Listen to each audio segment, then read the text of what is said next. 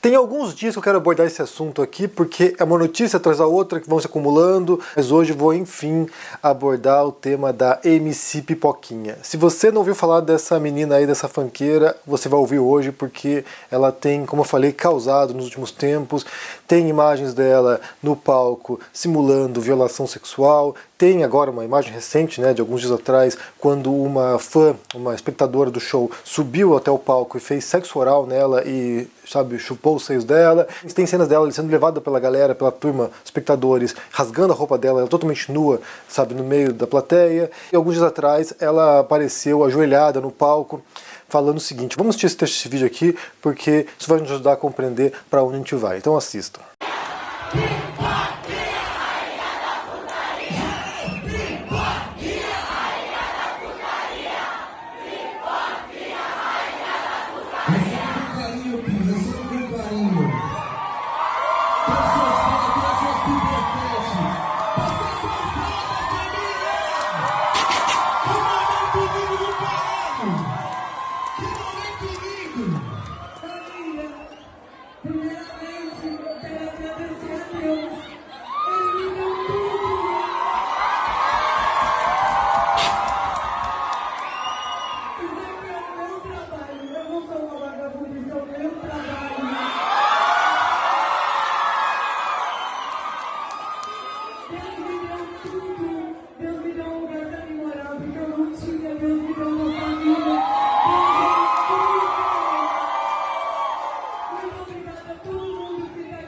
Ou seja, você tem ali ela dizendo que isso é só o trabalho dela, que ela só está lá trabalhando e que ela não é vagabunda. Então tem muita coisa acontecendo em torno da MC Pipoquinha, mas antes de falar nesse assunto, já curte esse vídeo, deixa aqui embaixo no comentário uma boa tarde, se inscreva no canal ativando o sininho, isso é muito importante para ajudar no engajamento aqui. E quem puder e quiser, se torne membro do canal, isso vai ajudar bastante a dar uma força aqui para o trabalho. Então vamos falar hoje sobre MC Pipoquinha e como ela está fora de controle, né? Porque além dessas cenas altamente sexualizadas ou quase pornôs ou realmente pornográficas, você teve uma fala também recente dela, na qual ela mencionou os professores. Eu quero juntar tudo isso para a gente poder pensar um pouquinho em cenário. Então assistam essa outra fala dela sobre os professores. De mim, tadinha dela, já é professora, entendeu? Ser professora, olha, tem que amar muito a profissão, porque ouvir desaforo do filho dos outros, tem que ter nada pra fazer em casa mesmo, tem que ser professora. Ainda recebeu o que um professor recebe, que é quase nada. O professor é humilhado pra caralho, só de ser um professor. Não discute com ele não, tadinha.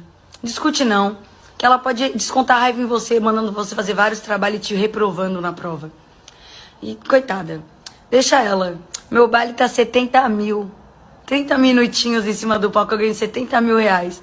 Ela não ganha nem 5 mil sendo professora, às vezes. Precisa estudar muito. Não discute com ela, não. Discute, não. Essa fala causou polêmica porque aqui dá a entender que ela está menosprezando o trabalho dos professores. Mas o fato é que isso também demonstra um outro fenômeno que tem a ver com o desprezo à classe dos professores no Brasil. Mas antes disso, entremos na questão da imagem do corpo e da exposição do corpo da Pipoquinha. Isso é uma pauta importante do feminismo, né, de você ter controle sobre o próprio corpo, de dizer não, por exemplo, de ter o direito de mostrar o que quiser ou não mostrar se não quiser também, sobre direitos reprodutivos, que é muito importante, foi algo fundamental nas últimas décadas para também conquistas sociais das mulheres. Então é uma pauta importante, mas isso divide as feministas, porque por um lado você tem um grupo que pensa que inclusive essa exposição do corpo faz parte disso, desses direitos, dessa liberdade sobre o próprio corpo, mas há quem pense que fazer isso, embora seja, sabe, da esfera individual, de controle, de libertação, de autonomia, mas também tem a ver com cumprir expectativas de uma sociedade machista e que, sabe, valoriza esse tipo de exposição. Então, assim, quando alguém, vamos supor, a Pipoquinha vai lá e expõe o corpo e fica nua na frente da plateia ou faz sexo explícito na frente da plateia, ela estaria jogando o jogo do patriarcado. Ela estaria cumprindo, sabe, as regras do jogo que fazem com que uma mulher precise expor o seu corpo, precise se expor, precise entre aspas, se vender para poder ascender numa carreira. A gente falou sobre isso recentemente quando a Anitta, né, foi flagrada num clipe novo dela, gravando uma cena de sexo oral numa viela de uma favela, de uma comunidade.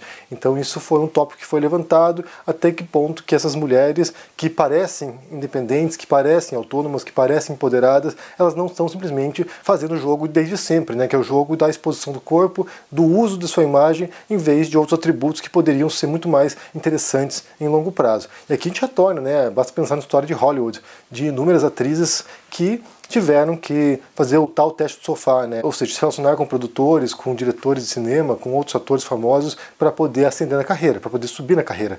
Tem um filme que mostrou isso, né? Um filme recente, com a Ana de Armas interpretando a Marilyn Monroe, que é o Blondie.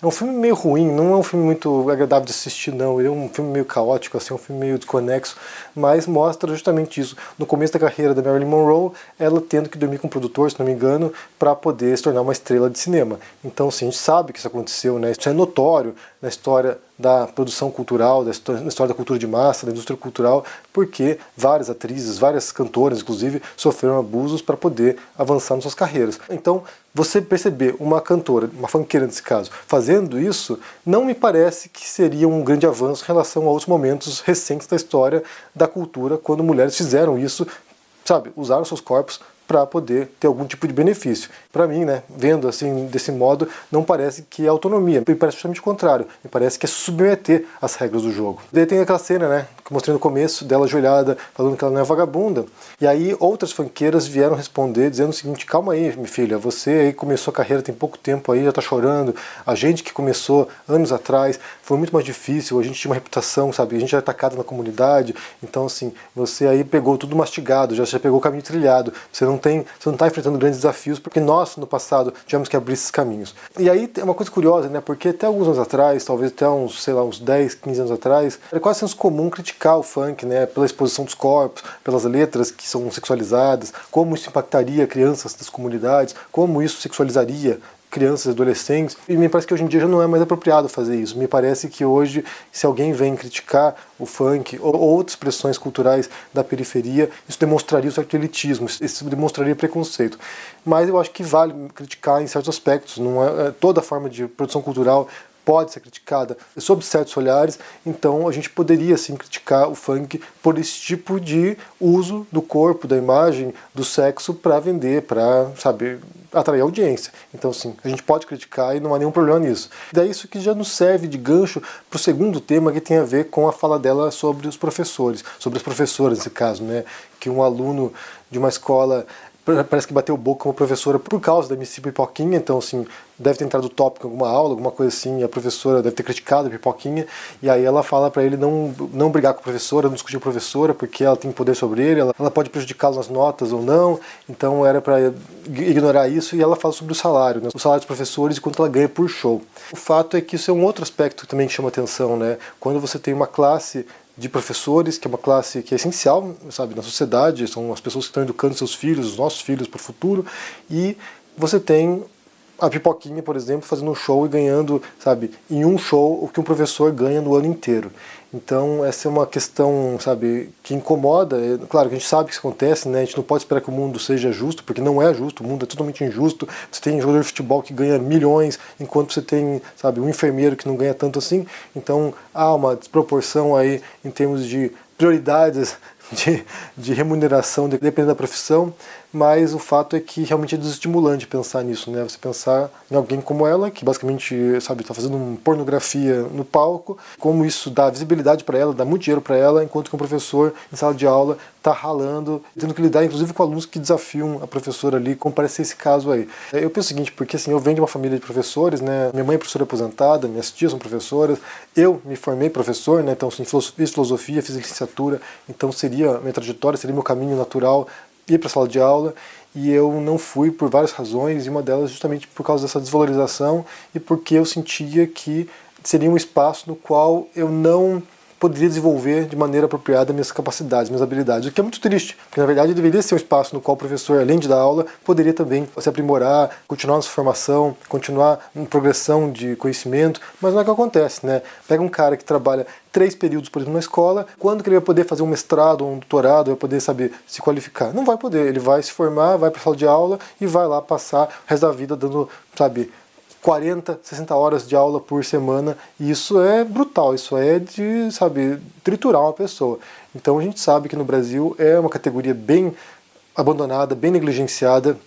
Os professores têm desafios enormes, a rede pública, né, rede municipal, rede estadual, tem desafios tremendos para quem trabalha nesse campo, e eu não quis entrar para dar aula. Eu até fiz concurso público, passei no concurso público em Curitiba, mas não quis assumir, porque não me parecia que, de acordo com aquilo que eu queria para mim, seria o espaço para isso. E aí é claro que também eu penso, né, proporcionalmente aqui, né, o quanto eu faço no YouTube, por exemplo, para gravar um vídeo por dia de 15 minutos, e se eu estivesse em sala de aula, né, como é que seria essa desproporção, porque de fato é desproporcional. E hoje, por exemplo, na minha lista de hierarquias de profissões possíveis, se eu tivesse que sair do YouTube e fazer outra coisa, dar aula, estaria lá embaixo. Realmente não me interessaria, justamente por causa disso, né? São vários desafios tremendos, é uma profissão mal remunerada, é uma profissão desafiadora, é nobre, é uma profissão, extraordinária. Quem faz com dedicação e por vocação, são pessoas que gostam de estar em sala de aula, em sua maioria, são pessoas que acreditam no que fazem, mas pensando no Brasil da pipoquinha, por exemplo, né, pensando no Brasil no qual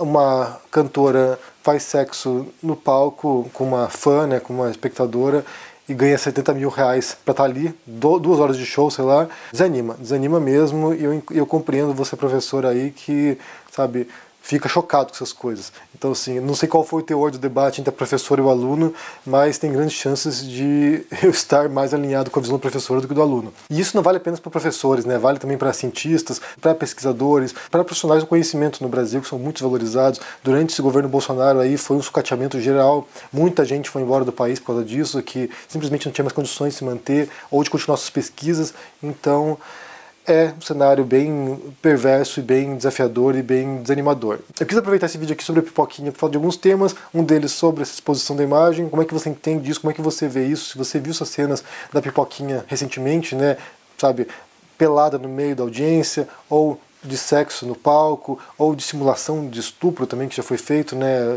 são cenas que são bem impactantes, bem chocantes, bem incômodas para você ver, e também sobre essa fala dela sobre professores. Como é que você entende isso? Olha só, eu aqui estou ganhando um monte, enquanto professora que está me criticando não ganha nada. Como é que você entendeu isso? E como que você percebe, de fato, o uso do corpo e essa desvalorização de uma categoria tão importante dos professores, em compensação, uma funkeira como a pipoquinha fazendo rios de dinheiro nesse momento. Me diga no comentário aqui embaixo o que você pensa, deixa o joinha, se inscreva no canal aqui, e quem puder e quiser se torne membro, tem um botão aqui embaixo, tornar-se membro. E só lembrando também que nesse momento está acontecendo no meu Clube do Livro Filosófico, todos os meses a gente se encontra 2 vezes por mês para debater obras de filósofos ou de escritores com teor filosófico em suas obras, e nesse mês de março estamos lendo o Apologia de Sócrates, de Platão. Um grande abraço para vocês e se cuidem. Tchau!